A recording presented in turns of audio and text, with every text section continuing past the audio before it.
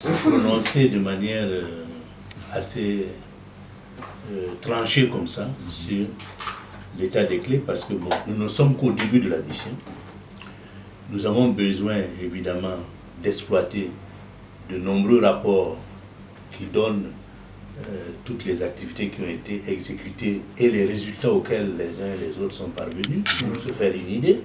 Deuxièmement, nous espérons lors de la prochaine mission qu'on va revenir, c'est d'avoir des contacts aussi sur le terrain avec d'autres clés, avec des clés représentatives pour se faire aussi une idée et comparer, je dirais, ce qui est dit dans les rapports en tant que tel à la réalité du terrain. Troisièmement, nous avons évidemment nous-mêmes notre propre vision des choses. Et c'est tout cela. Et enfin, les discussions que nous avons eues avec un certain nombre d'acteurs sont encore parcellaires. Il y a d'autres acteurs que nous n'avons pas vus. Il s'agit, entre autres, il faut les prendre en considération, tels que les PDF, les partenaires techniques et financiers, qui ont aussi des avis.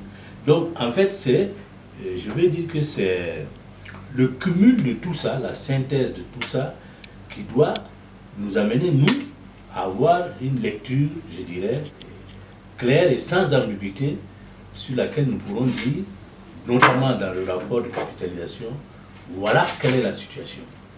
Et sur laquelle nous pourrons, évidemment, de manière être fondés à dire objectivement chose. Sinon, si c'est par rapport à l'expérience passée que nous avions eue avec mon collègue Kamisoko sur le terrain, je pense que la situation des clés, à notre avis, est basée sur la manière dont ça a été conduit jusqu'à présent sur des projets. C'est difficile d'avancer. C'est difficile d'avancer. Il y a beaucoup de contraintes. Des contraintes liées au financement, aux ressources que ces clés peuvent disposer, des contraintes liées à la viabilité du clé, aux espaces de compétences, c'est-à-dire les tailles énormes. C'est des contraintes qui sont liées même à la qualité des membres, les compétences sont liées au statut. Donc, tous ces aspects font que si on fait véritablement le point de part des clés qui aujourd'hui, il y a probablement peu qui sont fonctionnels. Et qu'il faut envisager les choses autrement. C'est pourquoi nous considérons que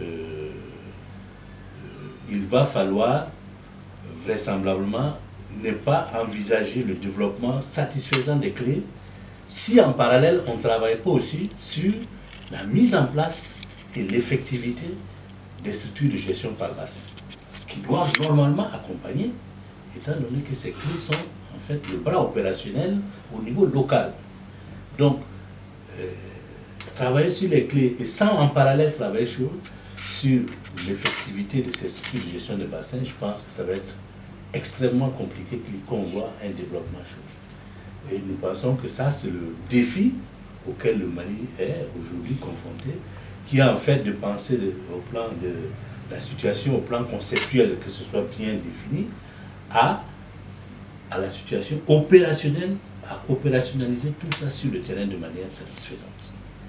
Voilà, je devais pour l'instant résumer, mais je pense que nous allons certainement l'expliciter dans le rapport de capitalisation et dans la proposition de la stratégie de développement des clés que nous allons soumettre d'ici la fin de cette mission.